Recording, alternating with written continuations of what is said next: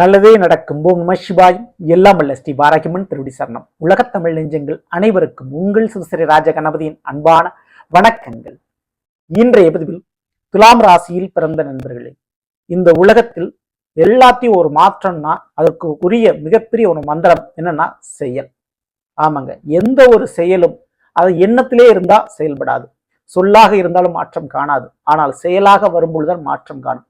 அப்படி எந்த ஒரு காரியத்தையும் நம்ம பேசிக்கிட்டே இருந்தால் வேலைக்கு ஆகாது. செயல்ல இறங்கணும் அப்படின்றதுல தெல்ல தெளிவாக இருக்கக்கூடிய துலாம் ராசியில் பிறந்த நண்பர்களே, கொஞ்சம் கூட நேரத்தை கிடைச்சாம எந்த ஒரு விஷயத்திலும் இறங்கி நின்று களம் இறங்கி வேலை பார்க்கக்கூடியவர்கள். அதனால தான் உங்களுக்கு தோல்வி என்பது கிடையாது நிச்சயமான முறையில்.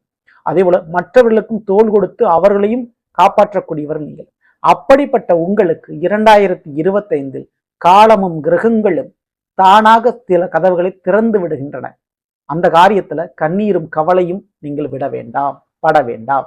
நிச்சயம் அந்த காரியங்கள் சிதறாமல் உங்களுக்கு தானாக நடக்கும். நீங்கள் கேட்காமல், தட்டாமல், கஷ்டப்படாமல் அந்த காரியம் நடக்கும். அதை பற்றி இன்றைய பதிவில் பார்க்க போறோம். பதிவை ஃபுல்லா பாருங்க. மேலும் நம்ம சேனல்ல துலாம் ராசியில பிறந்த உங்களுக்கு சனிவனுடைய வக்ர நிவர்த்தி பலன்கள் பதிவிட்டாச்சு. பார்க்காதவங்க சேனலை போய் பாருங்க, கண்டிப்பா உங்களுக்கு யூஸ்ஃபுல்லா இருக்கும். மறக்காம நம்ம சேனலை சப்ஸ்கிரைப் பண்ணீங்க கூட தர பெல் ஐக்கான பிரஸ் பண்ணிட்டு பக்கத்துல ஒரு ஆல் ராசி தவறாமல் செலக்ட் பண்ணிச்சுங்க. அவனை நான் பதிவிடக்கூடிய அடுத்தடுத்த பதிவுகள் உங்களுக்கு உடனுக்குடன் நோட்டிபிகேஷனாக வந்து சேரும். துலாம் ராசியில் பிறந்த நண்பர்களே, துலாம் ராசி 2025 இருக்கட்டும், 2024 இருக்கட்டும், உங்களுடைய துலாம் ராசியில பெரிய வருட கொள்கைன்னு சொல்லக்கூடிய ராகுவோ கேதுவோ சனியோ குருவோ கிடையாது. ஸோ உங்களுடைய ராசியில எண்ணம் போல் வாழ்க்கை என்று சொல்வார்கள். அப்படி உங்களுடைய எண்ணம் போல் வாழ்க்கையை அமைத்துக் கொள்ள முடியும் இந்த 2025. இந்த 2025 இந்த 2025 கூட்டுத்தொகை அது 2025 அப்படின்னு பார்க்கும்போது 9. 9ன்றது செவ்வாயினுடைய ஆதிக்கம் அதிகம் படைத்த எண். நிச்சயமா அந்த செவ்வாயினுடைய வீடுகளான மேசம், விருச்சகம், இந்த வீட்டிற்குரிய நற்பலன் உங்களுக்கு கிடைச்சே தீரும். எந்த கிரகங்கள் எப்படி பயிற்சி அடைஞ்சாலும் அந்த வீட்டிற்கு பெரிய பாதகம் கண்டிப்பாக நடக்காது. ஸோ உங்களுடைய துலாமிற்கு மேசம் என்பது 7ஆம் வீடு, விருச்சிகம் என்பது 2ஆம் வீடு.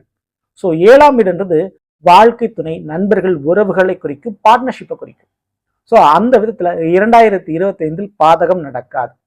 குருபவன் உங்களுடைய துலாமிற்கு 8ல் மறைந்திருந்தாலும் 2025 பயிற்சி உண்டு. கண்டிப்பா திருமணம் சம்பந்தமான காரியங்கள் தடையின்றி நடக்க போவது உறுதி. 2025 துளாராசியில் பிறந்தவங்களுக்கு திருமண வாழ்க்கையில் திருப்பங்களும் இருக்கின்ற குழப்பமும் பிரச்சனையும் தீரும். கண்டிப்பா திருமண வாழ்க்கையில திருப்தி உண்டு. நண்பர்கள் ரீதியாக பணம் கொடுக்கல் வாங்கல் நல்ல முறையில திருப்பி ரிட்டர்ன் வந்துடும். ஏமாற்றிய நண்பர்கள், விட்டு விலகி சென்ற உறவுகள் மீண்டும் வந்து சேர்வார்கள். ஏமாற்றிய நண்பர்கள் பணத்தை திருப்பி கொடுக்கறதுக்கு வாய்ப்பு உண்டு. பார்ட்னர்ஷிப் நல்ல விதத்தில் அமையும். புதிய மொழி பேசக்கூடியவர்கள், அதாவது வேறு மொழி பேசக்கூடிய புதிய நபர்கள் அறிமுகம் ஆவார்கள். அவங்க உங்க சொந்த பந்தமாக மாறது கூட வாய்ப்புகள் இங்கே ஏராளமான முறையில் உண்டு. நிலத்தால் லாபம் உண்டு. அடுத்து இந்த விருச்சிக ராசி உங்களுடைய துலாமிற்கு 2ஆம் வீடு. குடும்ப ரீதியான சுபகாரியம் நடக்கும். கூட பிறந்த சகோதர சகோதரர்கள் கண்டிப்பா நன்மை உண்டு. வாக்கு கொடுத்த வாக்கை நீங்க காப்பாத்திருவீங்க. உங்ககிட்ட சில பேர் வாக்கு கொடுத்திருப்பாங்க, ஒரு வேலை நிமித்தமா அல்லது ஒரு பணங்காசு ரீதியாக. அந்த வாக்கை அவர்களும் காப்பாற்றிடுவார்கள். தேவையில்லாத வார்த்தைகளை விட்டு அதனால் பிரச்சனையில் இருக்கக்கூடிய துளாராசியில் பிறந்தவங்களுக்கு அந்த வார்த்தையால் ஏற்பட்ட பிரச்சனை சரியாயிரும். பிரிந்த குடும்பம் ஒன்று சேர வாய்ப்புண்டு. சரிங்களா? பெண்களுக்கு, குறிப்பிட்டு துளாராசியில் பிறந்த பெண்களுக்கு நன்மை நடக்கும். உங்க வீட்டில் இருக்கக்கூடிய பெண்களுக்கும் நன்மை நடக்கும். அதுக்கு வாய்ப்பு ரொம்ப உண்டு. சரி, இப்படிப்பட்ட ஒரு காலகட்டத்தில் மிக குறிப்பாக நான் சொல்லக்கூடியது, இந்த குறிப்பிட்ட எண் தேதிகளில் பிறந்தவங்களுக்கு மிகுந்த அதிர்ஷ்ட யோகம்.